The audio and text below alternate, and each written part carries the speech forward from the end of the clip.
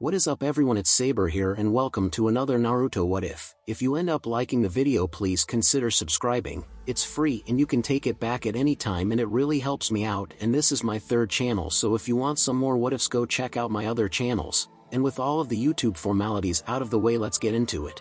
Since her mission in Wave, Hinata had, unknown to everyone but Hayashi and Asa, been having increasingly disturbing nightmares. In the beginning the nightmares did not seem like much to worry about, especially considering that it was normal for genin to suffer from nightmares after their first brush with death. However, after a week Asa had begun to worry about Hinata and reported the problem to Hayashi. Concerned for his daughter, Hayashi had tried to get her to talk about her nightmares, as speaking with someone about such problems often allowed for the mind to work through the trauma on its own. Unfortunately, for her own reasons, Hinata refused to go into details about the nightly occurrence, stating only that she was fine and that he should not concern himself about such a minor inconvenience. Still, despite her reassurances, Hayashi's concern for Hinata's mental health did not leave her, and before another week could pass, Hinata had been forced to visit the Leaf's foremost expert in human psychology, Inoichi Yamanaka. Renowned for his work in the field, Inoichi was often sought after to deal with the tougher mental issues that some of the village's veteran shinobi often suffered after a lifetime of service. Unfortunately, this would not be the case with Hinata. After several sessions with the Hyuga heir, Hinata had reported that the frequency of her nightmares had deceased, only to reassert themselves some days later. Having seen this type of occurrence in patients before, Inoichi believed that the answer was to continue counseling the girl until such time that the nightmares ceased altogether. Unfortunately, this form of thereby proved to be both ineffective and counterproductive, as Hinata's nightmares not only increased in frequency but also intensity, coming to the conclusion that the root of Hinata's problem rested not with her near-death experience but with some other deeper cause. Inoichi was left with no choice but to recommend that Hinata be removed from active duty, at least until he was able to identify the root of her problem, or she found a way to work through the issue herself. Reluctantly, Hayashi agreed, provided that only those who absolutely needed to know be told, and a plausible excuse for her absence on Team 8 created. After all, if the truth was ever to become publicly known, then the Hyuga elders would have just the leverage they needed to strip Hinata of her position and destroy any chance for Hayashi's vision for the future from coming to fruition. Seeing no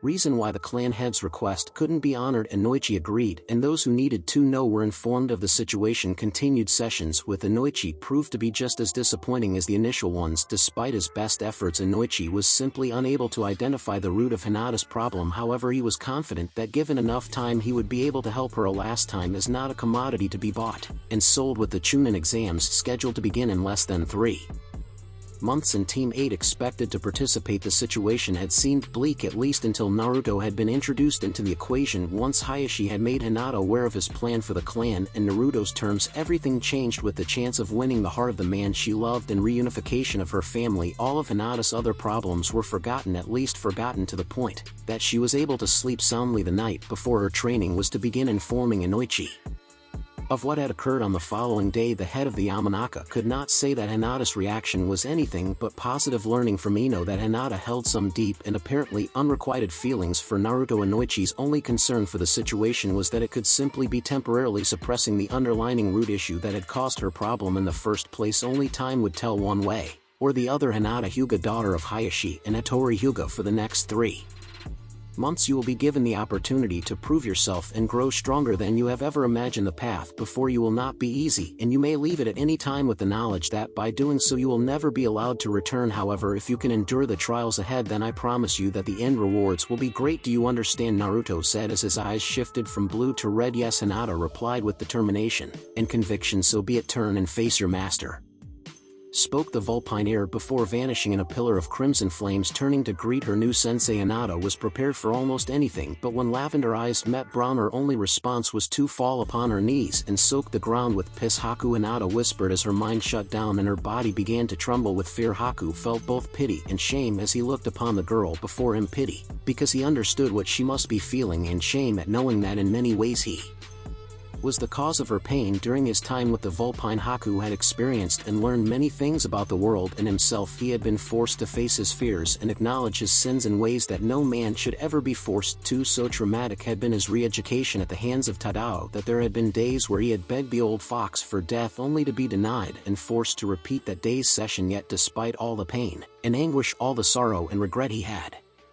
endured and earned the chance to follow the path that would lead him to redemption not only in his master's eyes but also his own, and it all began with her. What a sad, pathetic person you are, so afraid of what others might think, what others might say or do, that you allow yourself too easily give in to your fears, that you crumble at the first sign of adversity like a weathered leaf waiting to be crushed beneath the feet of any passerby. In my opinion, you are not worthy of the chance my master has given you or the faith he has placed in you, especially when there are so many others that are more deserving of Naruto-sama's attention. Still, Naruto-sama is an honorable man and will not simply turn his back on those precious to him. No, as I see it, you shouldn't be allowed to attempt the training. However, master has requested that I train you, and train you I shall. Whether you succeed or fail will be entirely up to you. Haku spoke as he took several steps away from Hinata. Now defend yourself, Haku yelled as he lunged towards the downed air. Hearing Haku's command, Hinata instinctively pushed herself away from the ice user's attack before slipping into the defensive stance of the gentle fist. At very least you know how to evade. That in itself is something we can build on, Haku said before once again moving to attack the Hyuga Air 1 jutsu. That's all it would take. I'm sure no one would blame me, mumbled the third as he listened as the head of the Farmers Guild finished presenting the biannual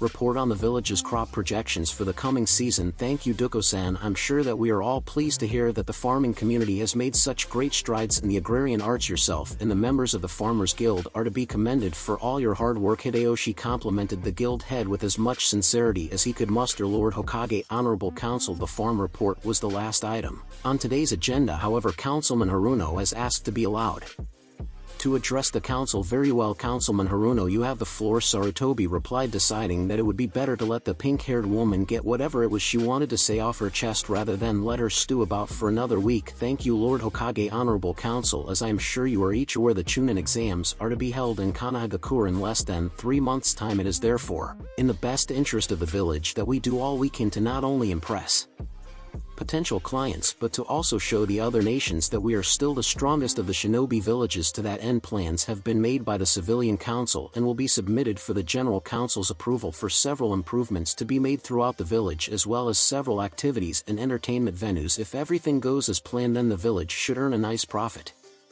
from the effort, Saki explained. As long as the events are fair and open, I don't see any potential problems with this, said the third as he prepared to adjourn the council for the evening. One last thing, Hokage-sama, Saki quickly added, because of the importance of impressing potential clients, some of us feel that it would be in the best interest of the village if Naruto Uzumaki was prevented from participating in the exams. Haruno casually said, causing many of the civilians to agree and the shinobi look appalled. And for what reason exactly should Uzumaki be excluded from participating? Shibi Aburame asked, already knowing the reason behind such the request. We simply feel that Uzumaki's participation would be a disruption to the exams. He represents a great threat not only to our potential clients but to the village as a whole. And how, may I ask, did you come to this conclusion? Haruno-san, Hayashi asked, as glared at the woman. Honestly, is this so hard of a concept to grasp? Regardless of what some might wish to believe, the boy that Uzumaki might have been died the moment the fourth sealed that thing into him. Since then it has simply been waiting for the right time to show its true colors. If we allow that creature to participate in the exams and it somehow managed to pass and be placed in a position of authority over our genin, the damage it would cause would be unimaginable, replied Haruno,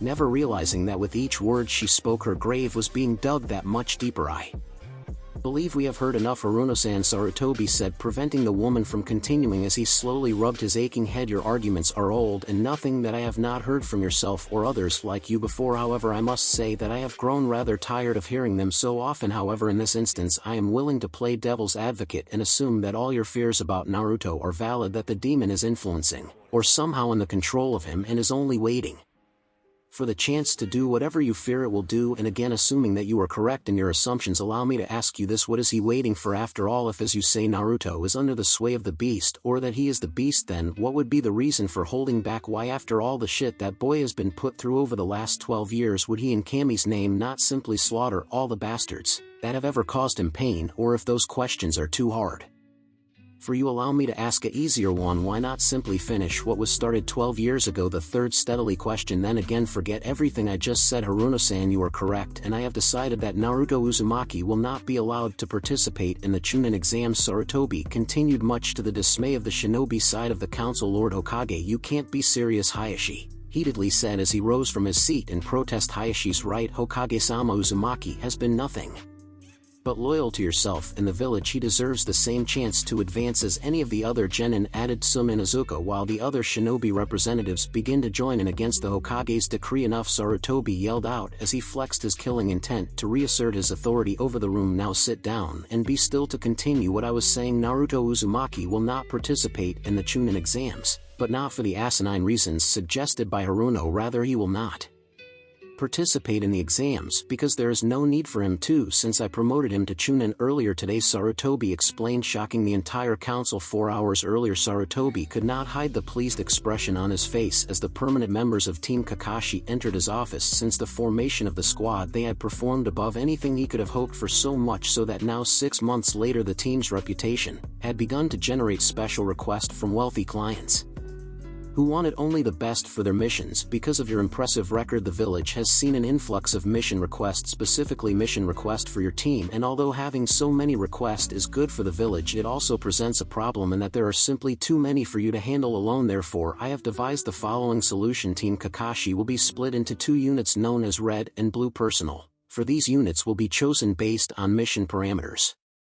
just as your previous missions were. However, the missions that each unit will be allowed to attempt will be predefined. In other words, Red will only be given SA and B ranked mission, while Blue will be given B and C ranked. Hiruzen explained, with all due respect, Hokage-sama, your plan doesn't seem to entirely address the problem of personnel. Currently, Naruto and I are the team's only permanent members. In order for you plan to work, you will need someone capable of leading the second Team Kakashi.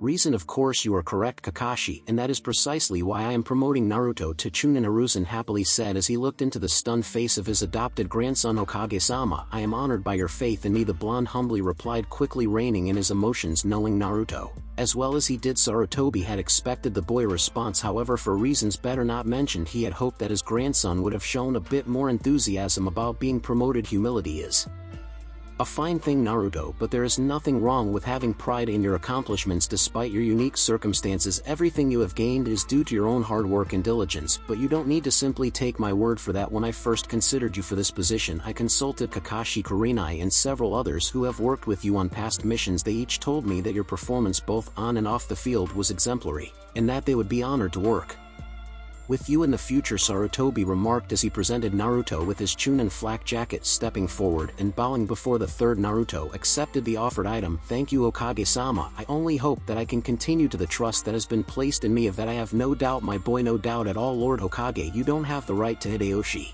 yelled in protest before the third leveled his killing intent upon him. Chose your next words carefully, Hideyoshi, because the might just be your last. Sarutobi sternly spoke. Please forgive me, Hokage-sama, I simply meant that it is unusual for shinobi to be promoted outside of the exams. For you to do so might set a bad precedent for the future, said the councilman, trying his damnedest not further entice the third, much to the amusement of the shinobi in the room. The fact that you would even make that comment proves exactly why civilians should keep their noses out of shinobi affairs. Hideyoshi Sansum spoke, adding insult to Hideyoshi's already wounded pride. I don't know you don't, and that is the point. Shikaku Nara lazily began. The only time civilians are made aware of any shinobi's promotion is when either that shinobi informs them or it is posted after a publicized exam. However, if the only way shinobi were promoted were through the exams, then the majority of our numbers would be genin for life. Instead, most promotion recommendations are given by either jonin instructors or other field commanders, at which point either the Hokage or, if he unavailable, the commander of the shinobi forces reviews the candidate's record before approving or denying the promotion, meaning that the exams, while important, account for less than 1% of promotions in any hidden village. Finished the Nara clan head that notwithstanding in this instance the entire council should have been consulted, Saki complained. And why would Uzumaki's case be any different from any other shinobi of the village? Questioned Inoichi. Don't be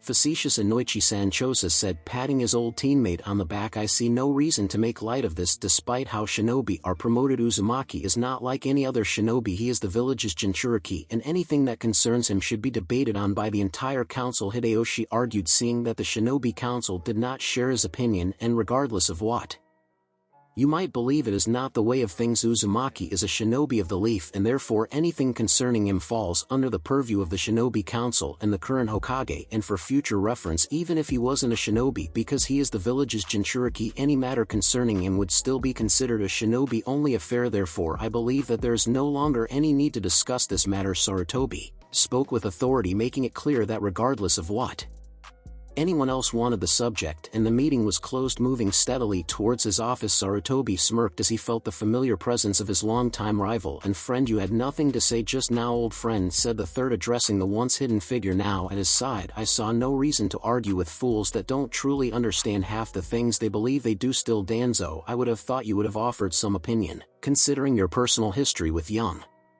Uzumaki," returned the third. "It is for that reason and others that I held my tongue. After all, it is far too early in the game for any of the players to be recklessly moving pieces about the board, even if those pieces are ultimately expendable," replied Danzo, recalling the day he had first met Naruto Uzumaki 7 years prior. Staring into the burning crimson eyes of the Kyuubi Jinchuriki, Danzo could not understand how he could have miscalculated the situation so badly. After all, it wasn't the first time he had acquired new soldiers for Root through less than legal means. As long as his methods were for the benefit of the village, he felt himself justified, just as he felt that he was justified in turning the village's Jinchuriki into Konoha's ultimate weapon. Unfortunately for Danzo, the village's Jinchuriki didn't agree. "So you wish for me to be your weapon, to become some mindless, unfeeling killing machine that you can point at your enemies whenever you feel threatened?" Naruto spoke as he stepped over the mangled corpses of Danzo's men as he made his way towards the cowering man before him. "You don't understand. I'm only trying to do what's best for Konohagakure," reasoned Danzo as he tried in vain to bend Naruto to his will through the power of his stolen Sharingan. "Oh, I understand you perfectly. You want to use me to further your own ambitions, but the problem is that I have ambitions of my own which, alas, do not coincide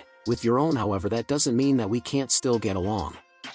Naruto finished as his black chakra engulfed his hand, and he slammed it into Danzo's chest. Turning to look upon his companion, Sarutobi slightly shook his head in disapproval. "In all the years we have known one another, old friend, I still cannot understand how you can see people as disposable." Meeting Hiruzen's gaze, Danzo replied, "And I don't see how you cannot. As Hokage, I would have thought that you would see my point of view better than others. Can you honestly tell me that there has never been a situation when you were not forced to sacrifice a few to save many?" Sighing as they continued their journey to his office, Sarutobi could not deny that he in fact did understand his companion's observation. "Of course I have, but even as I ordered those souls to their demise, I honored their sacrifice and valued their lives. Shinobi are not simply tools to be used and disposed of when they no longer have a purpose. They are people with dreams and aspirations, the same as you were." I turning his unbandaged eye to the third, Danzo decided it would be fruitless to continue their small debate. After all, it was a subject they had discussed many times before that always resulted in the same outcome. "Of course you are correct, old friend. I sometimes forget that the old ways no longer have a place in this new world. The world has not changed so much since the war that the old ways have completely lost their value. You, my friend, are living proof of that.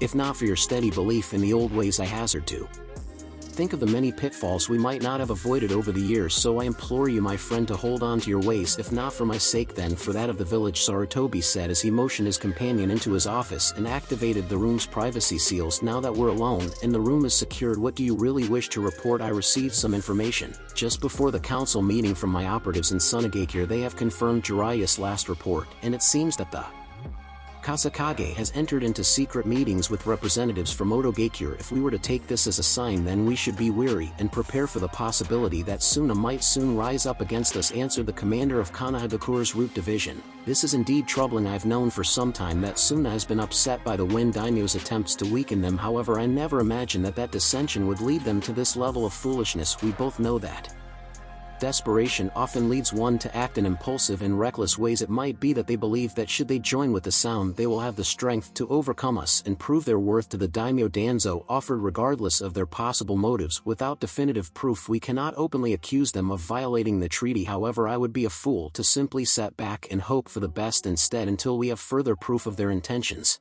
we will prepare for the worst possible outcome," Sarutobi said as he drew from his pipe. "And should they actually rise up against us?" Hardening his eyes and turning to look out over the village, Sarutobi coldly replied, "Then we will ensure that they never rise up against us again." Nodding in understanding, Danzo turned to leave, only to pause and once again address the village leader. "Oh, and before I forget, that project we had discussed has been completed, and when the time comes we will be ready," Danzo said, receiving a slight nod from the third in acknowledgement before leaving the room and allowing the door to close behind him. With Danzo's departure, Sarutobi's eyes hardened as he returned his gaze to the village he had served for the majority of his life. If only things had been different, then none of this would have been necessary. Reminisced the third phase 3 would soon begin crashing to the ground. Hinata fought to recover herself as a volley of ice Senbon rained down upon her, moving as quickly as she could. The young Hyuga forced herself to spring forward, allowing the deadly splinters to sail harmlessly above her just to be struck from behind and forced back to the ground. Rolling from the impact, Hinata again tried to right herself, but before she could, she was savagely hefted into the air by a powerful torrent of freezing water bellowing from the ground directly beneath her. Caught in the blast and completely disoriented, Hinata struggled in vain to free herself from the spray, only for the upward force to suddenly end before being replaced by an equally powerful downward push that slammed her once again into the unforgiving earth like a rag doll. The brutal impact caused the Hyuga Air's body to bounce twice before sliding several feet across the field, coming to a full stop. Hinata tried to stand but quickly realized that she had pushed her body far beyond its limits. Observing his student still form for a moment, Haku sighed before slowly making his way towards her. It seems you have reached you limit, Leaf San. A pity, I had thought you stronger than this, considering how easily you passed the first 2 lessons. I suppose my misplaced belief in you understandable. Then again, the first 2 are always the easiest, Haku said, looking down upon his fallen student. I'm not ing. Hinata struggled to reply, not giving up after coming this far. I would hope you wouldn't, Haku replied as he knelt beside Hinata and began to heal her. Seeing her continued determination to succeed, Haku felt nothing but pity for the girl. From their battle and wave, he knew that Hinata's basic skills were far above those of an average genin, a fact that had increased tenfold in the 6 weeks since he had been training her. However, it was neither the lack of skill or strength of body that was holding the Hyuga Air back from reaching her dream. I understand your desire to continue and commend you for it. Your goal is noble, as there is nothing wrong with wishing to prove yourself to others. You have come far since that first day, and I am proud of you, which makes what I must tell you all the harder. Whereas you have excelled in the training and grown stronger because of it, were Naruto-sama to judge your worthiness today, he would have little choice but to deem you unfit to stand at his side. Haku spoke truthfully. Then tell me, what do I have to do? How must I change in order to be worthy of him? Hinata asked, unperturbed, as she managed to move into a setting position. It is the fact that you can not see where you have failed is what is holding you back. You sat there waiting for me to give you the answer, or you hope that if you can become stronger that you might earn my master's attention. But what you fail to realize is that you already have Naruto-sama's attention. If he cared nothing for you, then he would never ask me to train you. If he did not believe in you, have faith in you, want to be with you, then he would have never given you the opportunity to prove yourself. You need to understand that this training has never been about helping you to grow stronger, because you are already strong. Everything that has happened since the moment you first stepped onto this field has been about determining if you could move past your own limitations in order to become the person that you would need to be as Naruto-sama's mate. That's enough, Haku. A serene yet powerful voice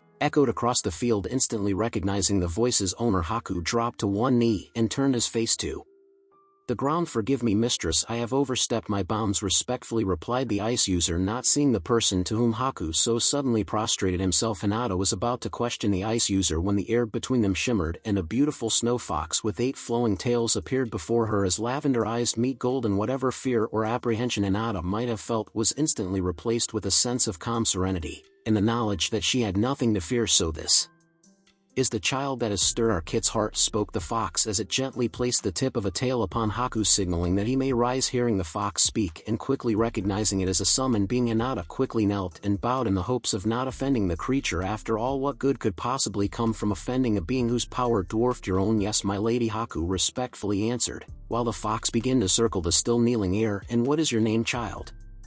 Questioned the fox. My name is Hinata, Hyuga Fox-sama, Hinata quickly answered, only for the vulpine to softly chuckle at her reply. Despite her desire to show respect towards the summon, Hinata did not like being laughed at. May I ask you name, Fox-sama? Never moving its golden eyes from the girl before it, the vulpine's maw turned into a slight smile before it said, my name is Yukiko and I am Naruto's mother. Time skip. I will not waste time by dancing around the issue the members of this council, out of respect for the main family, has delayed in making the decision that we all know need to be made. Kenzo Hyuga began, drawing the full attention of the Hyuga Council. However, recent events have made it clear that we can no longer afford to hold our hand in this matter. That said, for the good of the clan, I move for the immediate removal of Lady Hinata from the position of clan heir in favor of Lady Hanabi, Kenzo stated, causing the members of the council to grumble and sink into their seats. Lord Kenzo, before you begin, and with all due respect, you have brought such a motion before this council on numerous occasions, and on each of those occasions we have seen fit to reject said motion. Has something changed that you believe that such a motion would this time be successful? Mariko Hyuga asked as she leaned forward and rested her chin upon her interlaced fingers. Being well aware of Nariko's predisposition towards Hayashi's eldest, Kenzo skillfully hid his disdain for the woman. Lady Nariko, even you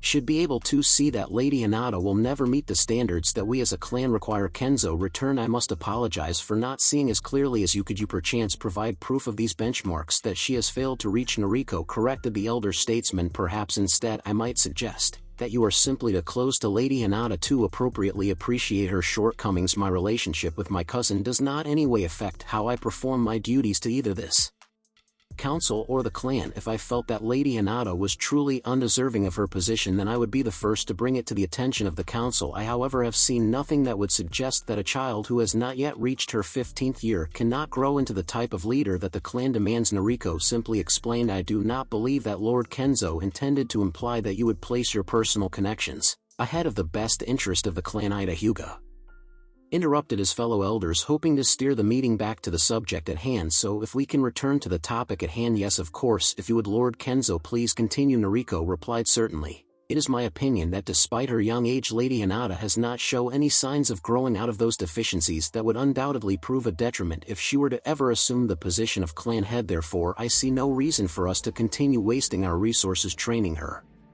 when we could focus our efforts on Lady Hanabi and mold her into an ideal leader for the clan. Kenzo explained. The fact that you do not believe that Lady Hinata will not develop into an ideal clan head does not make it true. Lord Kenzo, Shigeko Hyuga stated, drawing the attention of the council. Besides, who are you, or for that matter any of us, to say what kind of leader the clan will need in the future? For all we know, Lady Hinata is exactly the type person that will be needed to lead the next generation. I agree with Lady Shigeko. Ida spoke out, and while I can understand Lord Kenzo's concerns, none of us can see the future. All we can do is to prepare for what is to come the best we can, which I believe was Lord Kenzo's point, replied Saburo Hyuga. We cannot see what the future holds, but based on the present, Lady Hanabi is a far better candidate for clan head than her sister, and you are free to hold that opinion. However, neither your opinion, Lord Saburo, nor yours, Lord Kenzo, matter in this matter. Nariko returned with slight sneer towards the two. Agreed, and since Lady Hinata has not done anything to warrant her removal from her position, I find this whole exercise pointless. Shigeko dismissively said. The point, Lady Shigeko, is that where she may not have done anything to warrant her removal, neither has she done anything to retain it. Lady Hinata has not done anything to promote herself as the ideal candidate.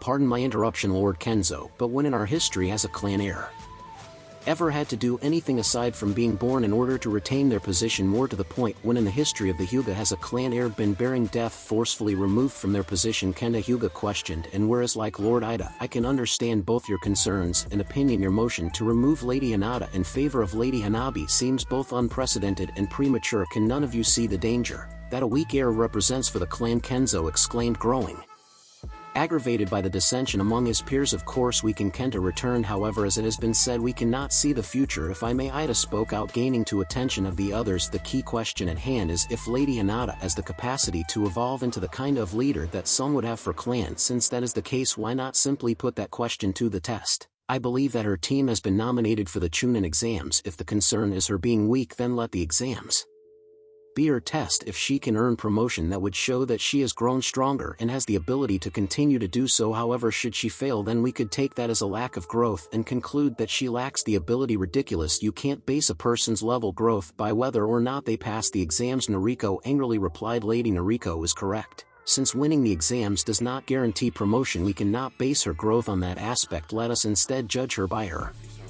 overall performance as well as the opinions of the proctors and judges. Shigeko suggested. I have no problem with this, provided that we create a standard that we can all agree to, so that there will be no argument over whether Lady Hinata will continue as the heir to the clan. Kenzo replied. I think we can all agree to that, Ida said, turning to see if the others were willing to go along with the proposal. So unless there's no objections, I suggest we adjourn and take time to decide what it is that we each want to see in our ideal heir. Then we will meet again in a week to compare and finalize the criteria that we will judge Lady Hinata. Very well, unless there is some other business to be discussed, then we stand in recess until our next scheduled meeting. Hayashi spoke for the first time before standing to offer a small bow before quickly retreating from the council chamber, moving towards his private study. Hayashi mentally cursed Kenzo and those who had supported his move against Hinata, not that he hadn't expected such a move. On the contrary, ever since the Wave Mission report had been made public, he had known that one of the elders would move against his eldest sooner or later. He had only hoped that such a move would come after the exams, when he would know for sure if he could count on Naruto's support. However, now that Kenzo had set things in motion, there was nothing more that Hayashi could do to protect Hinata's position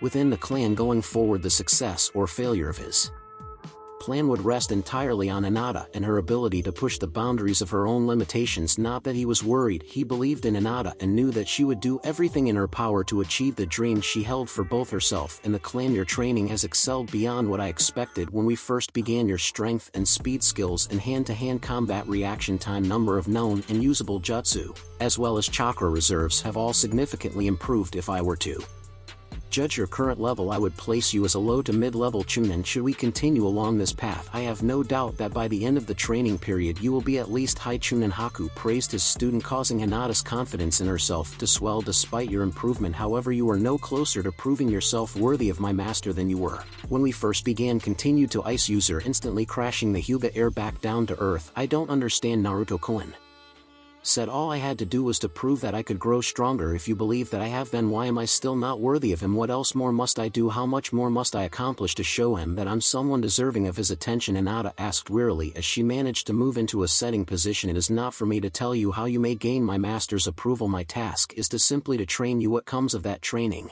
is entirely up to you, Haku cryptically replied as he began to walk away. Wait, Hinata called out while struggling to stand. I thought that you were training me to become what Naruto-kun wanted me to be. If that isn't the case, what is the point of the training? Turning to look upon his student, Haku could see that the simple act of standing was taking everything her tired body had left to give. The point of your training is the same as anyone else's, to grow and become stronger. Okay, so am I supposed to learn how to be with Naruto-kun through the training, perhaps, or perhaps not? In either case, it is not for me to say, returned the Ice User, doing her best to glare at the boy before her. Hinata pushed herself away from the tree she had been using for support. Something tells me that you know more than you are telling me, Haku-sensei. And what if I do? What if I know exactly what my master expects of you, exactly what you need to do to become worthy of him? How do you propose to get that knowledge from me? For him, there is nothing that I would not do. If you refuse to willingly tell me what I need to know, then I will beat the knowledge out of you, Hinata replied, forcing herself into a fighting stance. You can barely stand. How could possible hope to force me to do anything? Returned the masked boy. I'll find a way. I won't stop. Even if you knock me down, I'll get back up and keep coming until you tell me what I need to know, Hinata yelled, causing Haku's expression to darken. Then I will simply kill you and save Naruto-sama.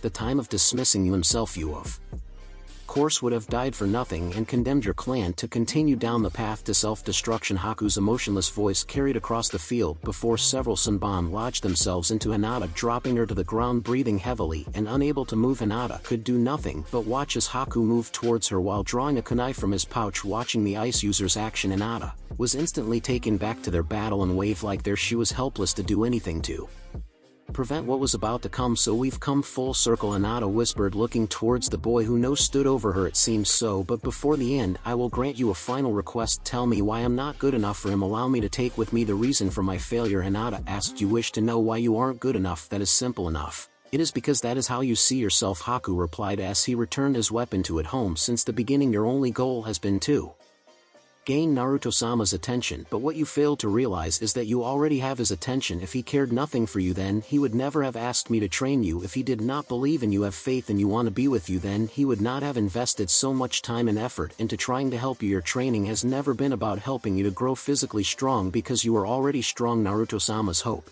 was that by giving you a goal to strive for, you might gain confidence in yourself so that you could finally begin to see yourself as he sees you. But instead of embracing my master's gift, all you have done is squandered it by chasing after something you already held. You've said enough, Haku. I think you have made your point clear. A serene yet powerful voice echoed through the field. Instantly recognizing the voice's owner, Haku dropped to one knee and turned his face to the ground. Mistress, respectfully replied the Ice User as the space beside him shimmered and a beautiful snow fox with 8 flowing tails appeared. Startled by the fox's appearance, Hinata instinctively reached for a kunai with her remaining mobility, only to be halted by Haku's hand upon her own. So this is the child that has stolen our kit's heart, spoke the 8 tails as a wave of its tail signaled Haku to back away. Hearing the fox speak, Hinata now understood that the being before her must be one of Naruto's summons, and did her best to show the creature proper respect. Yes, My lady Haku simply answered as the fox began to circle the Hyuga air. And what is your name, child? Questioned the eight-tails. Hinata. Hyuga. Fox-sama. Hinata humbly returned while the vulpine continued to pace about her, still weary of the creature but curious as to who she was. Hinata called upon her years of political and social training before asking,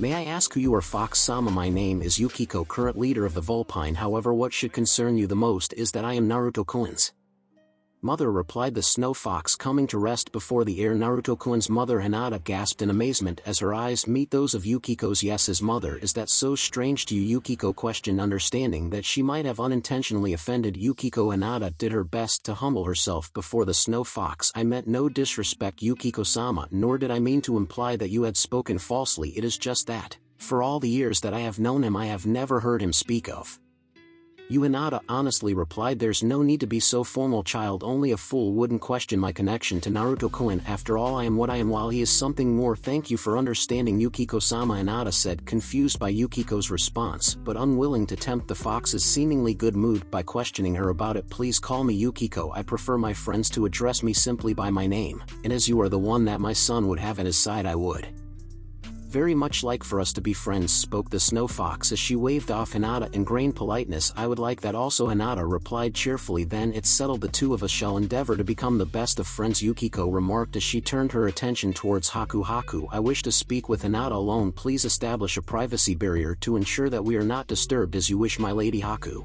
returned as he quickly formed the necessary seals before vanishing from sight. Now, Hinata, I'm sure you have many questions you would like to ask me, and I promise that in time I will answer all of them, but there is much we need to discuss beforehand, specifically your relationship with my son and the terms set forth for your possible engagement, Yukiko said somberly. I don't think that there's really much that needs to be discussed in those regards now that I understand what Naruto-kun was trying to do for me. I realize I could never become the person that Naruto-kun believes me to be. I will never be anything more than what I am, a failure, Hinata softly replied. Having already spoken to Naruto about Hinata, Yukiko knew all too well the insecurities that the girl held. Years of being looked down upon and regarded as a hopeless failure had all but destroyed any sense of self-worth that she might have had, a fact that caused Yukiko to feel nothing but pity for the Hyuga heir. However, like her son, the Eight Tails could see the indomitable spirit that Hinata possessed. Despite the best efforts of her clan, she had endured their ridicule and survived. She had not become the weakling they labeled her, but instead had grown into a strong young woman who with but a little help could become someone to both be feared and respected. Both my son and Haku have told me a great deal about you over the last few weeks. They praised you for your kindness, strength, determination, and willingness to do whatever was necessary to achieve your goals. The person they spoke of intrigued me, however.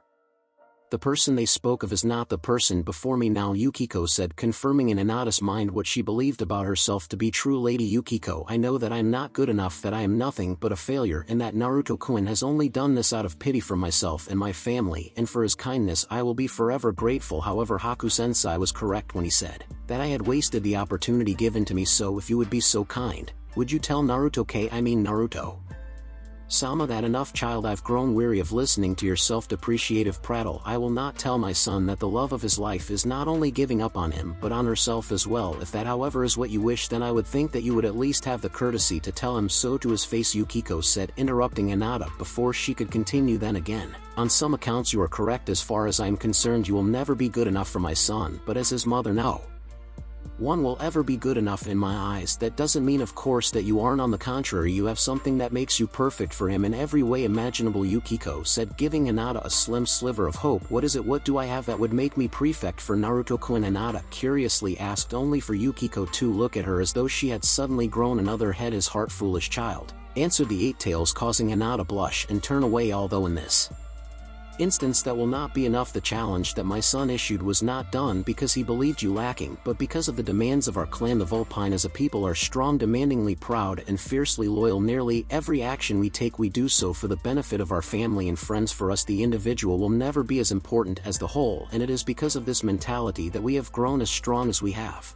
But more importantly, it is in this way of thinking that we choose our leaders. For the Vulpine, our leaders must not only be strong, they must embody the very essence of what we as a people strive to be. Naruto-kun will be such a leader. However, for the Vulpine, it is not enough that our leaders embody our beliefs, their mates must also, and if you were to be his mate, then you must embody those beliefs as well, which is why I want you to fully understand why all of this has been done for you. You may not realize it, but you are very much like my son. Your beliefs and values are everything that the Vulpine would wish for in the mate of their leader, but these qualities are not all that my people require and those that will lead them, explained Yukiko. Your clan does not seem so much different from my own. As such, like my own clan, I do not think that they would accept me. Hinata sadly reasoned. Unfortunately, on that I would have to agree with you, Yukiko replied. That does not mean, however, that their minds cannot be changed, continued the Eight Tails, causing Hinata a good deal of confusion. Your training with Haku has reached its limit for now, therefore you will need a new teacher if you are willing to continue, Yukiko offhandedly commented. Of course I'm willing to continue, but with the Chunin exams only a few weeks away, there's no way I would ever be able to. True time would be a problem if you were to continue training within the village. However, you will be training in my home Kitsune no Okoku, while there for every day that passes an hour will have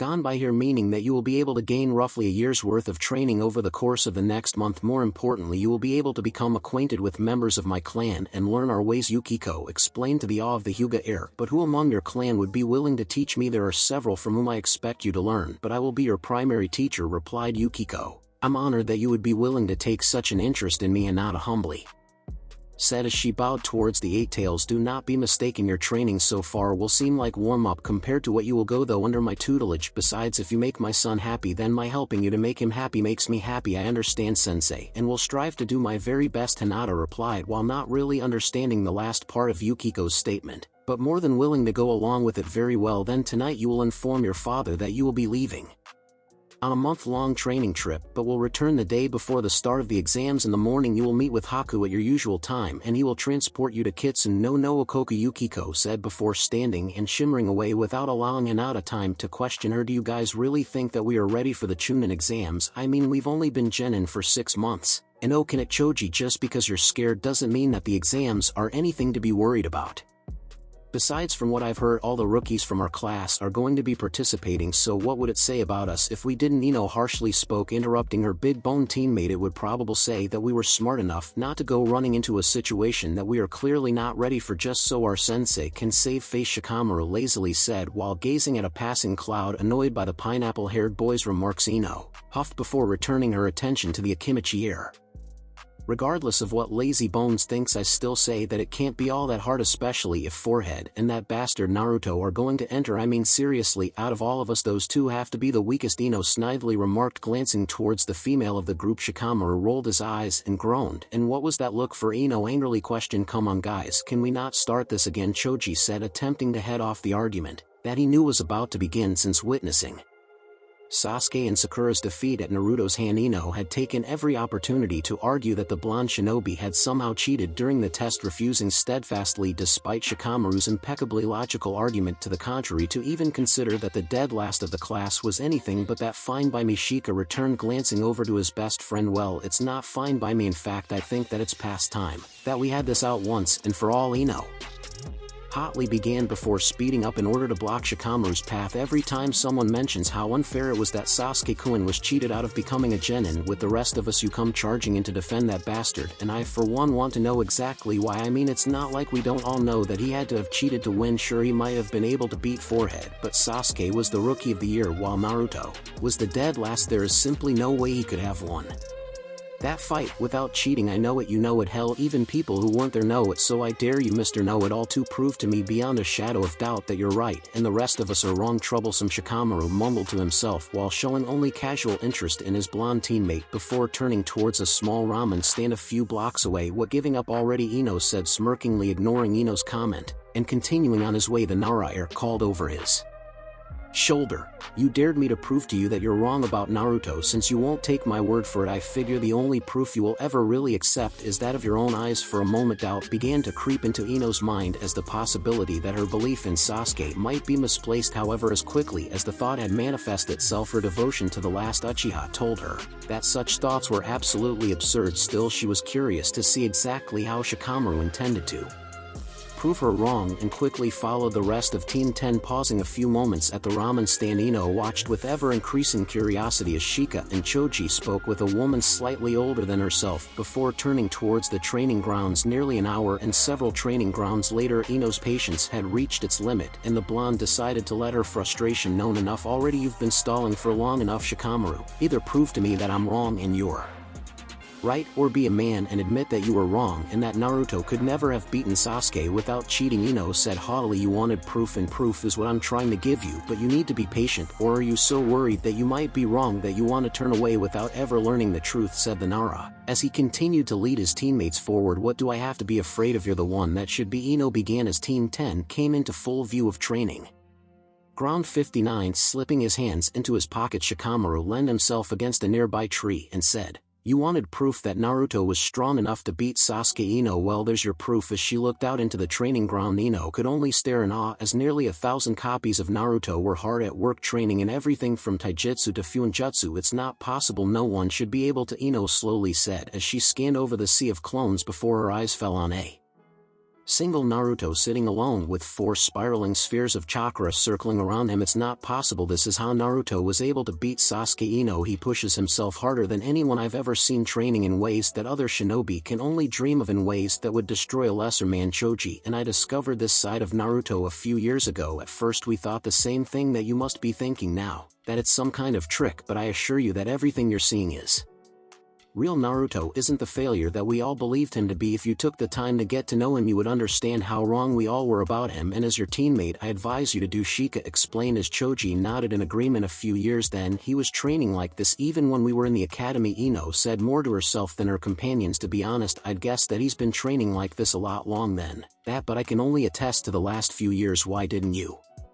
ever tell anyone? Ino asked, turning her attention to the Narayer. Why would we? He's not doing anything that we didn't do ourselves. He's just doing it in a way that none of us ever could. Shika replied, that's exactly what you should have said. Something, Ino replied, turning back to the clone army. Why, is there some law I don't know about that says that Naruto Uzumaki isn't allowed to do things differently from others or have secrets of his own? But this is besides the point. You wanted to know how Naruto was able to beat Sasuke, and now you have your answer, Shikamaru simply said as he caught a clone's eye before he and Choji began to make their way into the village proper. This has all been far too troublesome for my taste, so we're heading back. Like most of Sasuke's fan club, Ino had from time to time secretly watched the last Uchiha train himself in the ninja arts, and whereas the regiment he put himself through put her own and many others to shame, it did not compare to what she was seen of her fellow blonde. Never in her life had she even imagined that Naruto's level of training was possible, yet alone that it would be done by the so-called class failure. However, even she couldn't deny the truth with the proof staring her blatantly in the face. Rather, Ino had no choice but to accept it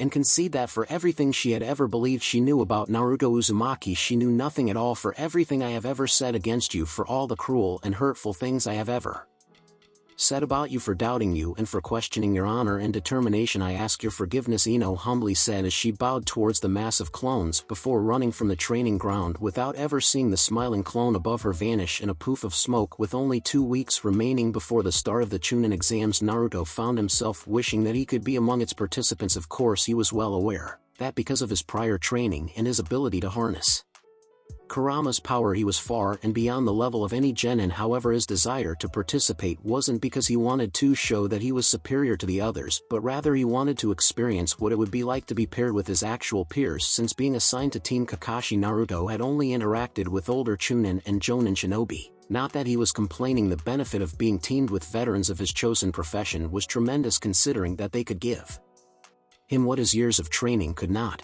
Experience. Still, in many ways all that he had gained did not compare to what he had lost due to circumstances of his birth and the views of the majority of the Leaf. Naruto had never had anything likened to a traditional childhood. He had never been able to interact with children his own age in any positive way, and as the result had never gained those life experiences that help define children like most adolescents do. In truth, it was only after he had been adopted by the Vulpine did Naruto gain any sense of what it really meant to have friends or family. Yet even with the formation of those bonds, Naruto's childhood was anything but normal because of the unfounded hatred of its people and their willingness to do him harm. Naruto never spent a great deal of time in the village, and the time he did spend was chiefly to convince the people that he was still there and alive. After all, if they believed otherwise, then it might be discovered that he was secretly being trained by the Vulpine and others who sympathized with him, and nothing good could possibly come from people who hated and feared him. Learning that he was being trained by the very source of their fear, still regardless of how much he might want to be among them, Naruto knew that it was something that could never be the path his life would take. Had been determined the moment Kurama had been placed in his care. But then again, when he really considered the path he had chosen in the road that still lay out before him. Naruto could not help but think that even if he was given the chance he wouldn't change a thing, especially now that he was that much closer to achieving the hopes and dreams of himself and his clan. With the emergence of the fourth tail, Naruto had discovered that both his chakra and Yukai capacity had significantly increased to levels well beyond what he previously held, and although Kurama had assured him that the increase was nothing beyond his control, Naruto had decided that it would be beneficial for both himself and his blades to increase his training regime. A sentiment that the Demon Lord could not argue with, his training in any form was always in some way beneficial, even though Kurama still felt any such modification to his son's established routine would be pointless until he gained the sixth tail. Bleeding from a deep cut in his left arm, and trying to catch his breath, Naruto cautiously watched his humanized blades as they slowly began to position themselves in order to attack. Over the course of the last several hours the trio had been engaged in deadly game of cats and mouse, and unfortunately for the Vulpine heir he was currently held the part of the mouse. Still, despite the numerical disadvantage Naruto had given as good as he had gotten, a fact that was attested to by Anri's broken arm and Sato's wounded shoulder. Naruto-sama, as much as I would like to continue, I'm afraid that I have nearly exhausted all of my chakra, so before I go allow me to show you something new. Saito calmly spoke before nodding towards Anri and beginning to gather his remaining energy. Understanding her brother's silent request, Anri dashed forward, intent on keeping their master occupied in order to allow Saito the time he needed to prepare, not knowing what the twins were planning for him, but positive that whatever it was he did not want to be on the receiving end of it. Naruto attempted to put some distance between himself and the other male. Anri, however, was not about to allow her brother's final gambit to go to waste and quickly engaged her master, cutting off his retreat. Shit, Naruto mumbled as Anri bore fiercely down upon him before suddenly breaking off her. A moment before Saito yelled out, "Quake!" with fear, slamming his fists into the ground. Saito forced his chakra into the earth, causing it to suddenly quake and fissure as razor-sharp spike shot upwards to blindly tear through anything in there path. Caught in the jutsu, Naruto did his best to dodge and weave through the emerging spikes while trying to keep from slipping into one of the massive fissures that riddled the field before vanishing in a flash of crimson, appearing just outside the range of the attack. Naruto breathed heavily, checked over the multitude of lacerations he had received before turned his gaze upon Saito and the destruction he had caused. That was far too close for comfort. If he wasn't nearly out of chakra, Naruto mumbled before the sense of impending doom washed over him. Frozen tempest, Anri called out as a maelstrom of ice and snow slammed down onto Naruto's position, forcing the Vulpine heir to quickly substitute with the scattered remains of Sato's jutsu. Damn, I'm begging to think you guys are really trying to kill me, cursed the blonde, appearing upon the shattered remains of the training ground. Do you not always say that for our training to be utmost effective, we should come at you with the intent to kill? Anri softly chuckled before she and her brother puffed out of existence as the remainder of their chakra left them. Shaking his head at the remark, Naruto could not argue with Anri's parting words. After all, he had been the one to stress the need to push their training to the extreme if they ever truly wished to move beyond their current limitations. Never thought that one would come back to bite me in the ass, mumbled the blonde as his stomach growled and his thoughts turned towards Ikaraku's and the savory goodness that awaited him there. This used to be amusing, now it's just sad, Toji tiredly said as he watched Sasuke fail once again to perform the Pillar of Hades. Shut up, you're just jealous that you don't know any powerful jutsu, Sakura said, turning on the boy beside her. Neither does he, returned Toji before starting to walk away. Sensei, if it's all the same to you, I'm going to train on my own. I rather not waste the whole day watching Sasuke try to perform a jutsu he has no chance of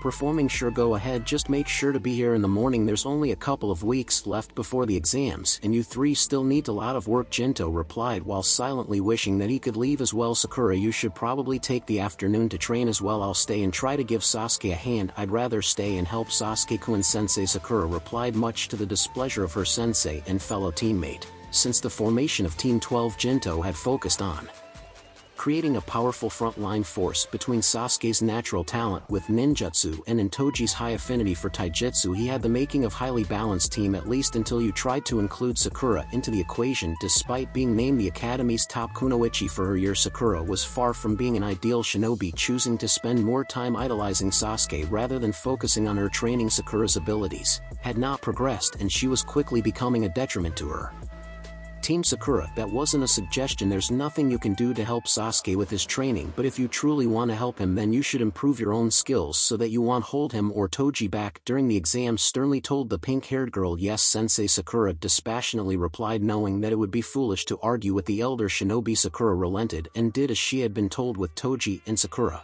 no longer about, Jinto turned his attention to the last Uchiha Alright Sasuke, let's pick up where we left off. Nature manipulation allows a shinobi to change or enhance a jutsu, Jinto explained, all the while cursing himself for the betrayal he was committing against his other students. A proud and honorable man, Jinto Susahara had never wanted to be sensei to a genin team. Rather, the only thing he wanted out of life was to serve his village and survive long enough to retire and open a small dojo, where he would pass on his knowledge to those he determined deserving of his time and attention. Unfortunately, like many shinobi, he had developed various vices to help him deal with the stresses of his chosen profession. In Jinto's case, those vices tended to be geared towards gambling and women, which would not have been a problem except that his gambling had led to the accumulation of a sizable debt which was currently held by Aratamo Hideyoshi, a fact which had led to Jinto's current moral dilemma. When he had first been approached by Hideyoshi, he had simply been asked to become the sensei to Team 12 in order that Sasuke would not have to wait another year for a sensei to become available to lead his team, and if it had ended there it would have been fine. However, as the Chunin exam approached, the council for their own reasons wanted to ensure that Sasuke was promoted at any cost, even if that meant that Jinto would abandon training his other students in favor of the Uchiha. I don't know how or when, but I promise I make this up to you, Toji Sakura, Jinto told himself as he focused his attention on Sasuke. With only a week before the start of the Chunin exams, Konohagakure was abuzz with excitement. From all over the elemental nations, genin teams from the various villages were assembling in the hopes of earning promotion. There seems to be far more entries this time around, Kakashi casually said. He and Anko watched a team of stone shinobi pass through the main gates from their perch above the streets. That just makes things more interesting, replied the Snake Mistress. Only you would think that having a large amount of foreign shinobi inside our walls is interesting, especially after Lord Hokage's earlier briefing. Oh, lighten up, Kakashi. We both know that village security is at the highest it's been in the last few years. Besides, I seriously doubt that the bastard would just attack us openly, Anko returned. I suppose you're right, but I'd feel better if there were less foreign shinobi in the village, given the potential threat. Whatever, Anko said as she returned her attention to the village below. Oh, and look here, the little Gaki seems to have found something interesting to occupy his time. Turning to see what Anko was referring to, Kakashi watched Naruto confront a couple of sand shinobi who appeared to be harassing an unknown civilian. I'm sure that whatever it is, Naruto is more than capable of handling it, replied the Cyclops before returning his attention to another part of the village. You're just no fun anymore, Anko said with a pout. I would suggest for your own sake that while here you refrain from causing trouble, Naruto said, eyeing the trio before him. Mother senses your power and desires your blood. I will give it to her and prove my existence, spoke the shortest of the sand shinobi, turning his attention towards the speaker. Naruto smirked as he moved forward while allowing his chakra and killing intent to leak out, causing the boy's eyes to widen with concern. I don't really give a fuck what your mother wants. As long as you are in this village, you will act according to our rules. If you can't handle that, then I suggest that you go home now. Otherwise, should you step out of line again, I will personally beat the shit out of you. Rip that deranged raccoon out of your head, seal it in jar, and ship your ass back to Suna in a body bag, Naruto whispered so the others wouldn't hear before stepping back. How do you begin? The shaken boy, you aren't the only shinobi that's been forced to make a sacrifice for their village, nor are you the strongest of those that have. I would advise you to find your place in the world before assuming that others are beneath you, Naruto sternly advised while ceasing the flow of killing intent. Who or you? Asked the boy's female teammate as she struggled to compose herself. My name is Naruto Uzumaki, replied the blonde, glancing towards the other shinobi. Uzumaki-san, I apologize for myself and my teammates. I am Gaara of the desert, and these are my siblings Temari and Kankuro. You have my word that we will not cause any other problems during our stay, the now identified Gaara said as he bowed towards the blonde. I'll hold you to that, Naruto replied before vanishing in swirl of fiery leaves. Looking to her brother, Temari couldn't understand what had just happened. As long as she could remember, she had never seen Gaara give anyone such a high degree of respect. Gaara, Kankuro began before being stopped by Temari, grasping his arm. Brother, sister, if either of you do anything to cause trouble during our stay here, I will not hesitate to kill you, Gaara said with a slight tremble in his voice. Exactly who was that guy to cause Gaara to act like this? Temari wondered while still clutching Kankuro's arm. Gaara, what's going on? He was only one guy, Kankuro questioned, pulling his arm away from Temari without acknowledging him. Gaara began to walk towards the hotel where they were staying. I do not know exactly who he is, but whoever he is, mother is afraid of his power.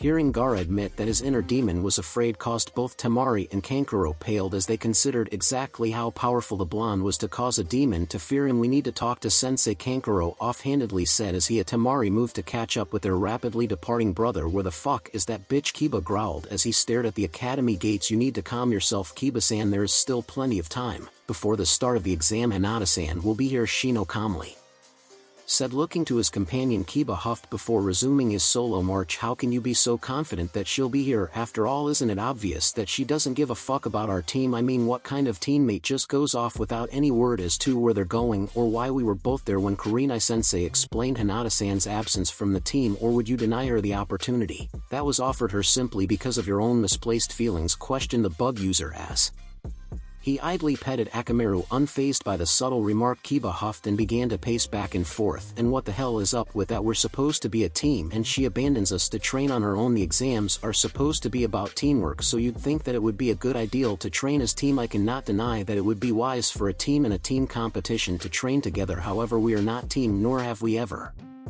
been. Shino casually replied, surprising the dog user. What the fuck, Shino, you act surprised, but you know as well as I that it's the truth, and while it's true that we function as a cohesive unit, we are not a team, a fact that is largely due to your obsession with Hinata-san and your desire to dominate her, Shino said, turning his attention towards his companion. You're wrong, Shino. I admit that I did have a thing for the bitch, but that done, and over the moment she disrespected me in public was the moment everything changed. That may be so, Kiba-san, however by that time the damage was already done. Quickly countered the bug user. Fine, Hinata is a bitch. I pursued her. Perhaps I was too aggressive and maybe I took things a little too far. That's how the game is played. However, that doesn't excuse the fact that the bitch disrespected me, and that's something she's going to have to answer for. Kiba growled out, knowing that Kiba had missed the point he was trying to make. Shino was about to try again when Akamaru alerted them of the arrival of their final team member. Shino-kun, Kiba-san, I'm sorry I'm late, Hinata called out as she jogged towards the boys, stepping closer to the dog user. Shino lowered his voice so that only Kiba would hear. I don't know what you have planned, Kiba-san, but I will be watching. Watch all you want, bug boy, it won't change a thing, Kiba returned before moving towards the academy entrance. Time skip. Niji-san, I'm sure you're curious as to why we asked you here today, Saburo stated as he and the gathered members of the Hyuga Council observed the young man standing before them. But rest assured that this informal inquiry is not directed at you. Rather, given your participation in the recent Chunin exams, we felt that you might be in the position to answer several questions we have concerning those events. Considering the elders' words and the fact that not all of the elders were in attendance, Niji realized right away that something was off. Whatever the gathered elders were after, he had not been their first choice for gaining information. I will try to answer any questions you may have to the best of my knowledge. We never considered that you would not, Shigeko stated, leveling her aged eyes on Niji, coughing into his hand in order to gain the attention of the room. Kenzo began the inquisition by saying, let us begin by confirming what we already know. Meaningless and a waste of time, Saburo interrupted. What is the point of confirming what is known? We should just ask the boy what we want to know and move ahead. Giving his fellow councilman look of disapproval, Kenzo cleared his throat before mumbling to himself and continuing, very well, Niji-san, it is our understanding that the second part of the Chunin exams was a survival exercise held in Training Ground 44. We are also aware that both your team and Lady Hinata completed the exercise, but due to the number of remaining competitors there was a need for some sort of intermediate competition. From here, we have been unable to gather any reliable information. Based solely on the rumors that have reached us, we have concluded that the competition consisted of single combat between the remaining competitors. However, we have yet to learn anything about those matches. It is because of this that we now turn to you to provide us with an explanation of those events, Kenzo explained, still unsure of the elders' motives. Niji paused for a moment before saying, as you have said, Lord Kenzo, after the completion of the second exam, Lord Hokage informed the remaining teams that there were too many shinobi to move on to the finale round. Therefore, it was decided that preliminary matches would be held between randomly chosen shinobi. The winners would then move on the final competition, which is to be held next month. Niji explained. Yes, we understand that much, boy. What we want to know is the circumstances of those matches, Saburo admonished before pausing and going on to say, specifically, we want to know about Lady Hinata's match and the techniques, jutsu, and your personal observations of her performance. Understanding at last what the elders were after, Niji could not hide his disgust. Where it was true that he held no love for the main house, even he would never allow his hatred to grow so strong as to betray his fellow clansmen. And you can wipe that look from your face. We all know how you truly feel about the main houses, and how you blame Hayashi for your father's death. Allowing his posture to relax, Niji smirked as he said, regardless of how I feel about Lord Hayashi and the main houses, I am remain loyal. No one is questioning your loyalty, boy, nor have we asked you to do anything that would cause anyone else to question it. We simply want to learn of the girl's abilities, Kenzo said, confident that Niji would see things as he wished him to. Thinking over what he had been told, Niji could not deny the ring of truth in the old man's words. Very well, I will tell you what you wish to know. However, just so that we are clear, I am not doing this to help you, I am doing this because I know you will use it to hurt them. Neji calmly said, your motivation means little and your words even less, however you justify your actions when the final tally is taken, your hands will be no more clean than our own, retorted Saburo, causing Neji to sharply glare at the man before telling the elders what they wanted to know. Lady Hinata was matched against her teammate Kiba Inuzuka, a pairing that at first glance seemed to heavily favor the Inuzuka. However, as is often the case in the shinobi world, appearances can be deceiving. Neji began flashback training ground 44 tower 3 days ago. Hinata's heart ached as she looked into Kiba's eyes. Even from across the arena floor she could clearly see her teammates' intent. Before her time among the Vulpine she might never have understood Kiba's intentions, but after a year under the tutelage of Yukiko and Tadao she all too familiar with the look her teammate held. He intends to kill me, Hinata whispered as she readied herself. However, disturbing Kiba's intentions towards her where they came as no surprise to Hinata. She had begun to suspect his true motivations during teammates' time in the Forest of Death. Repeated failed warnings of incoming dangers, kunai being thrown too close to her person during skirmishes with other teams, and other ill-timed events might on their own been written off, but taken together painted a vivid picture of betrayal. If truth be told, had it not been for Shino's timely interventions she might have been either seriously injured or dead already. Although killing is allowed should your opponent surrender or I declare them unable to continue, the match will immediately end, the Proctor Hey Gecko declared before signaling for the match to begin. Looks like it just you and me, Hinata, Kiba said as he tossed a food pill to Akamaru. It doesn't have to be this way, Inuzuka-san. If you would just let go of your way.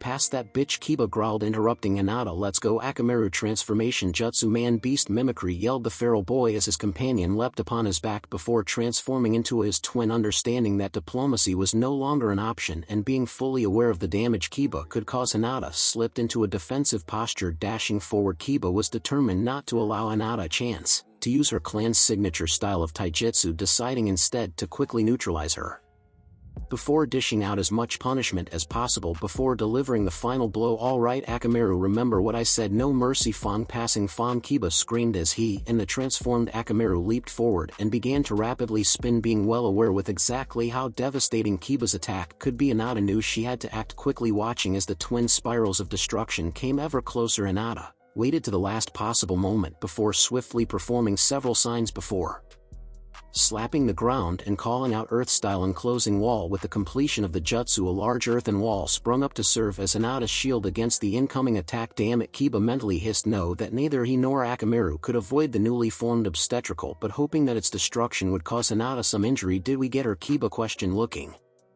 back at the rubble left after his attack. Not even close, Hinata yelled as she burst from the arena floor directly below the transformed Akamaru, causing him to leap back to avoid her initial attack. Landing a few feet away from the pair and taking advantage of their momentary surprise, Hinata quickly performed several signs before sinking her hands to the ground and saying earth-style fist of stone above the arena. Kurenai was amazed to see the vast improvement her student had made in such a relatively short time, and if truth be told, a little frightened. Never in her time as a shinobi had she ever heard of anyone increasing their abilities in so little time. Do not worry, sensei. Although she had grown significantly stronger, she is still the same person that she was before, Shino assured. After reading Kurenai's perplexed expression, knowing in her heart that Shino was correct, Kurenai returned her attention to the match below, while silently vowing to have a long talk with Hinata in the very near future. Round 2, Hinata said as she ripped her stone-encased fist from the floor and vanished from sight, only to reappear before a bewildered Akamaru. Akamaru, Kiba yelled in warning, only to watch in horror as Hinata grasped the Ninken by the head and brutally smashed him into the arena wall before delivering a powerful uppercut to the stomach, causing him to revert to his original form. Not wishing to cause the Ninken and further harm, Hinata carefully lowered Akamaru to the ground before trading places with rubble from the damaged wall just as Kiba attempted to strike her from behind. Realizing that she had evaded him, Kiba quickly turned to find his opponent, only to see Hinata's smiling face before hearing her say, "You are within my deviation from the observation deck." Nearly all the Konoha shinobi were shocked by the direction the match had taken. For them to witness Hinata, the shy Hyuga heiress, so easily defeat one of the strongest of their class was unimaginable. In the end, it had only taken a few seconds for Hinata to deliver the deciding blows to end the match. Kiba Inuzuka is unable to continue. Winner Hinata Hyuga Heiate declared as he signaled for a medical team to attend to Kiba being declared the victor. Hinata allowed herself an appreciative smile before turning to rejoin the remainder of Team 8. However, before leaving, Hinata decided to leave Kiba with a final thought. You and I have been teammates from the very beginning and despite the misunderstanding between us, I would have never thought that your anger towards me would have led to this, but knowing what you had planned for me today only confirms what I have suspected for some time. You can't be trusted, and because of that everyone knows now exactly what kind of person you are. But that aside, I have no doubt that even after what has passed today you won't leave well enough alone, so next time you decide to come after me, just know that what you felt today was only an inkling of what I'm capable of. Come after me again, and I won't hesitate to put you down like the manjiker you are standing. Hinata offered Kiba a sickly sweet smile before moving to where Akamaru lay, lifting the injured pup into her arms. Hinata carefully held him close to her body. I'm so sorry for hurting you, Akamaru. None of this was your fault, Hinata whispered to the ninken, taking a food pill from her pouch. Try to eat this, it will make you feel better. Despite his master's feelings towards her, Akamaru considered Hinata to be part of his extended pack and trusted her completely. Whining slightly, the ninken accepted the offered pill, which instantly began to flood his body with its healing properties. Now just rest and you'll be feeling better than ever before you know it, Hinata said as she gently passed the ninken to a medic before walking towards the observation deck. End of flashback. Afterwards, the next match was called Niji concluded. It seems that we have been underestimating Hayashi's whelp, Saburo said, turning his attention onto Niji after seeing her fight firsthand. How would you rate the girl's abilities, Niji-san? It would be a lie if I were to say that Lady Hinata's improvement was not surprising. However, considering her age and training, it really shouldn't be. As far as the jutsu she used, they were both low level and would not be that difficult for a genin to learn given the time and proper attention. As to extent she displayed in using the gentle fist, it was barely above the level of 4th year practitioner. But to answer your question, I suspect that the only reason she was able to win was because she was able to learn her new skills while training away from her team and had the element of surprise on her side. Against a more seasoned and prepared foe she would have easily fallen, so if she had faced you instead of the Inuzuka Kenzo began, I would have crushed her. Smiling at Niji confident response, Shigeko chose that moment to stroke boy's ego, a bold statement, one that I believe you have been given the opportunity to back up in the upcoming finals. There is nothing bold about it. What I have said is not a boast but a simple statement of fact. In this world, fate determines everything we do. It was fate that my father was born second to the clan head. It was fate that forced him to start a branch house. It was fate that demanded his death in the place of his brother, and it is by fate's hand that I will avenge that travesty, Niji confidently replied, never allowing his eyes to fall from the gathered elders. With such an ally you cannot lose. But what is your plan for Hayashi's heir? Do you simply wish to defeat her and prove yourself the stronger? Would that be enough to quench your thirst for vengeance? Shigeko snidely asked. Simply defeating her could never be enough, but for the time being it will serve my purposes, Niji replied before bowing and leaving Shigeko and the others. This puts our plans in doubt, Shigeko Kenzo said. You worry too much, my friend. The plan will not fail simply because one small piece is out of place, Saburo returned. When all is said and done, we will achieve all of our goals, and the Hyuga will reap the benefits of our efforts. With those words, the assembled elders adjourned for the evening, never knowing that their secret meeting had not been as secret as they had hoped it to be. Sitting atop the head of the 4th, Naruto felt the subtle pull summoning him to Kurama's side. You summon Father? Naruto asked as he appeared before the Demon King. My son, your training in the sage arts has progressed faster than any other in clan history. Beyond that, since joining the Vulpine you have embraced our traditions and teachings with a zeal that many of our own people have never shown. To this end, I believe that you are ready to begin training in the demon arts, through which, if successful, an entirely new world of techniques and abilities will be open to you. However, to study the arts is not for the faint of heart or weak of will. The demon arts are like nothing you have ever experienced. The toll they demand upon one's soul can be crippling. Of those that have attempted to embrace them, only a handful have ever completed the training. The choice therefore must be yours, my son. I will not force this path upon you, but considering the task you have undertaken, I would advise you that can never have too little power, Kurama explained as looked upon his son. Considering both Kurama's advice and warning, Naruto arrived at his decision easily. When do you begin? Are you sure the information is correct? Questioned Sarutobi while continuing to read over the reports before him. I'm afraid so. My agents took great care to ensure the accuracy of the information before relaying it, replied Danzo while shuffling through several additional reports. Then it seems that we have little choice but to prepare for the worst. Inform the Shinobi Council, Umbu Commander Ibiki, Marino Kakashi, and the elders that we will assemble for an emergency meeting within the hour. If sand and sound wish for war, then we will oblige them, Sarutobi said, standing and turning his gaze upon the village. I will have them summoned right away, Hokage-sama, Danzo replied before bowing and leaving to carry out the third's command. With Danzo's departure, Sarutobi returned his attention to the piles of papers littering his desk. Given what might result from the upcoming meeting, the ideal of doing routine paperwork somehow seemed relaxing to the village Leader oh well, the third mumbles as he began to read through one of Team Kakashi's recently completed mission reports. Caring as he did for Kakashi's second, Sarutobi could not help but chuckle as he read those some of the comments of the secondary team members before an ideal started to form. Ox called out the professor as the desired Umbu appeared and knelt before his leader. My lord, locate Naruto Uzumaki, and have him report to me immediately. Sarutobi commanded by your will Lord Hokage. Ox replied before vanishing in order to carry out the third's orders. Returning to the mission report still in his hand, Sarutobi spared a small smile before setting it aside. He's grown so much, I can only hope that it will be enough for the task ahead. The council chamber was filled with speculations as the gathered shinobi waited for the Hokage's arrival. What do you think this all about? Shikaku Chosa asked his longtime friend. I'm not sure, but whatever is going on, it can't be good considering the people here, replied the Nara clan head, causing the larger man to take note of the gathered company. I see what you mean. I can somewhat understand having only half the council and the elders here, but the others, acknowledged Chosa just as the door to the chamber opened and the third entered the room. Thank you all for coming on such short notice, but what we need to discuss could very well affect the future of the village, so please take your seats so that we might begin, Sarutobi said as he moved to his place at the council table. Several weeks ago, our intelligence network learned that the Kazekage had entered into secret talks with representatives from Otogakure. Understandably, this in itself was not necessarily a reason to be concerned. However, with the Wind Daimyo's reduction of Suna's budget and his sending of high-level mission to other villages, our agents were advised to look further into the situation. Earlier today, we received word that our concerns were justified. Our agents in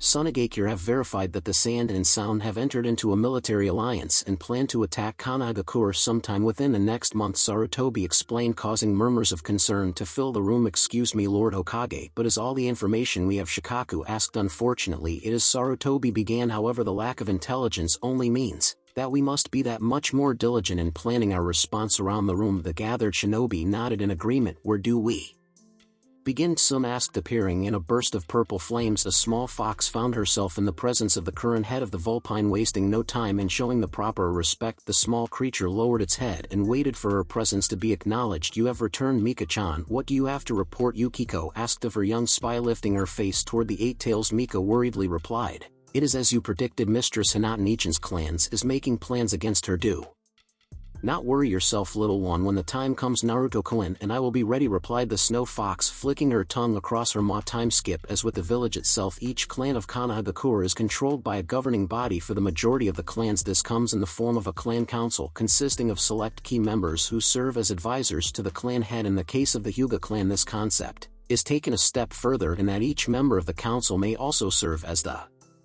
head of a specific area of the clan's interest. For example, Kenzo Hyuga serves as the clan's chief political advisor. It is his responsibility to negotiate with both foreign and domestic organizations on behalf of the clan. During his tenure, Kenzo has gained the clan many powerful political connections, which has allowed the clan to expand its influence inside and outside of Kanagakure. Unfortunately, like many others, power and greed have caused Kenzo to lose sight of the reason he originally chose to serve the clan. Another example is Ida Hyuga serving as the clan's chief financial officer. It is his responsibility to invest, monitor and grow the clan's already immense wealth through sound trades and business ventures. Ida's position is well suited to him as he has no love for politics and no desire to expand his influence in that arena. A final example is Saburo Hyuga, who serves the clan's head of security. As the title implies, it is his responsibility to ensure that the clan compound remains secure and that high-level members of the clan are properly protected. When outside of the village, it can be noted that with the exception of the attempted abduction of Hinata Hyuga by Kumogakure, more commonly known as the Hyuga affair, there has been no major breach of security on clan grounds, a fact that is both his greatest achievement and most dubious shame. Under this system, the Hyuga has prospered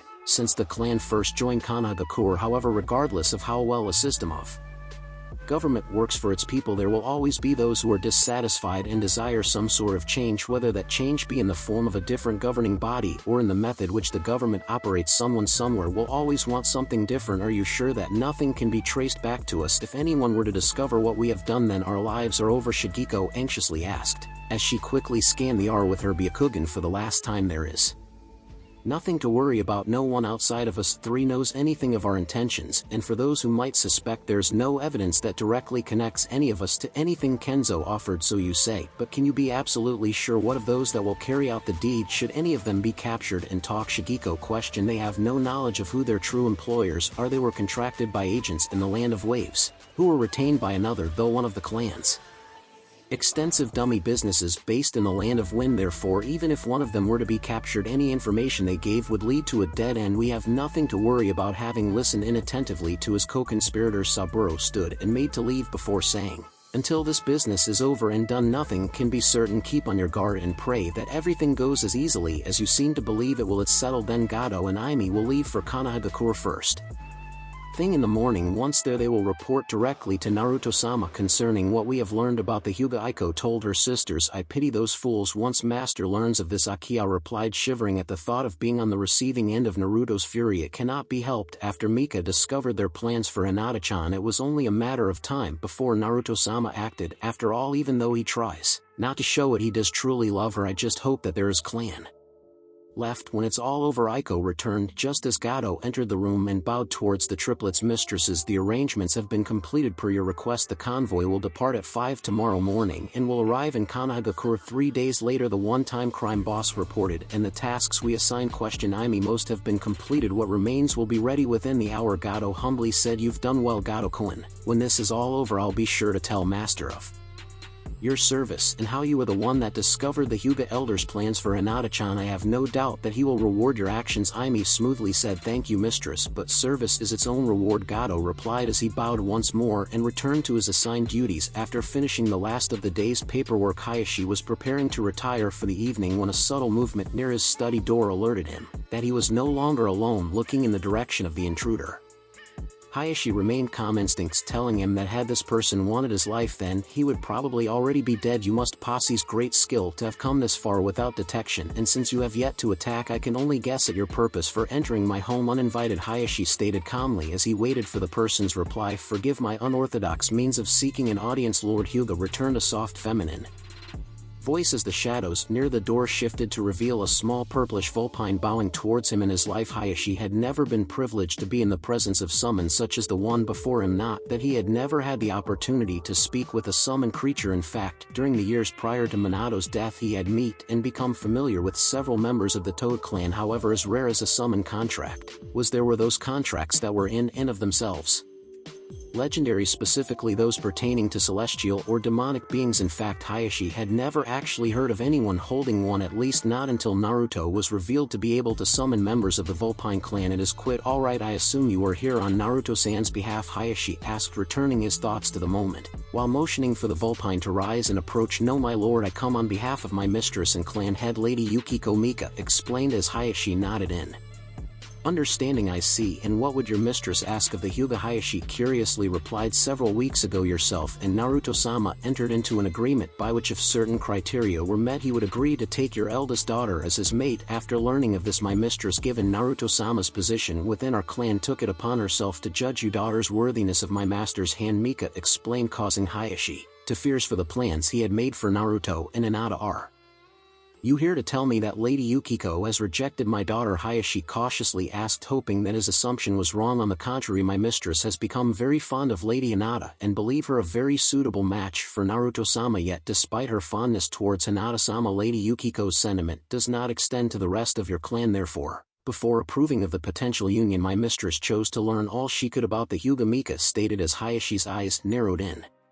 concern. I see, and how exactly was this accomplished? Replied the clan head, as easily as I entered your home tonight. Others of my clan with greater skill have done the same. We have been watching you for some time and have learned much, simply answered the Vulpine. Vulpine spying is not something one does to garner the trust of another, Hayashi admonished. True, but we do not seek your trust, we sought only to learn of your clan. I assume that your efforts were fruitful, harshly replied Hayashi as he restrained the anger he felt towards the creature. Quite, in fact, it is the reason that I was sent before you, replied the messenger, suddenly intrigued by what the creature had to say. Hayashi for the moment forgot his anger and offered his full attention. Lord Hayashi, members of the Hyuga are plotting to kill yourself and your daughters. We do not know when they plan to act, but we know it will be soon. Who among the clan would dare to raise a hand against the head family? Hayashi angrily questioned. I am Sorry, but Naruto-sama expressly forbade from answering that question, said the messenger while shaking her head. If you cannot tell me who it is that's plotting against me, then Hayashi began. Before 4 powerful chakra signatures appeared around him. Turning about himself, the head of the Hyuga clan watched in fear as 4 medium-sized ebony vulpine appeared in each corner of the room. My lord, regardless of how you might view our methods, or our clan, we of the vulpine are a proud and honorable race.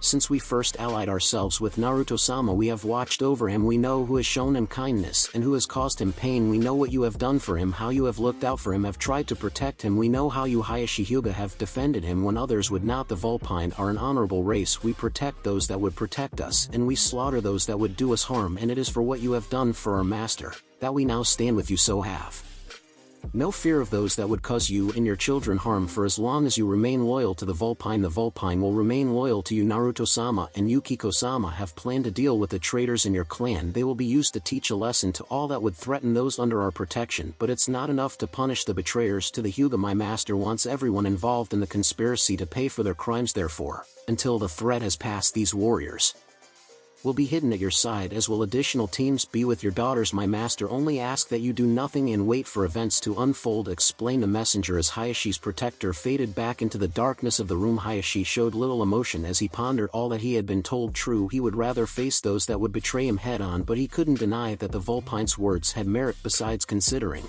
that he and his children would be under the protection of beings who couldn't be detected even by the Byakugan, was a great incentive to do as he was being asked. Very well, Vulpine-san, I will do as your masters ask. Please allow me to offer my deepest gratitude to the Vulpine for their assistance in this matter, Hayashi humbly said as he bowed towards the messenger. I will relay your message to my masters. One last thing before I go: share what you have learned tonight with no one, not even your daughters. When the time comes, all will be revealed, replied the Vulpine before slipping back into the darkness and fading from sight. Looking over the village, Sarutobi frowned as he considered the reports sprawled over his desk. Since informing the council of his belief that Tsunegakure and Otogakure planned to invade, measures had been taken to protect the village and its people. Unfortunately, despite whatever countermeasures were put into place, there was no way of knowing if they would be effective against the actions of the enemy. But as the saying goes, failure is only certain if you do not try. My lord, Ami called, breaking the third from his mental wanderings. Naruto-kun has arrived and wishes to see you. Knowing that Naruto had only left on his mission a few days ago, Sarutobi immediately feared the worst. Send him in, Ami, Sarutobi replied from behind his desk as the door to his office opened. Whatever apprehension Sarutobi might have had vanished as he watched Naruto and enter with 2 others close behind. Mission accomplished, Hokage-sama, as ordered. I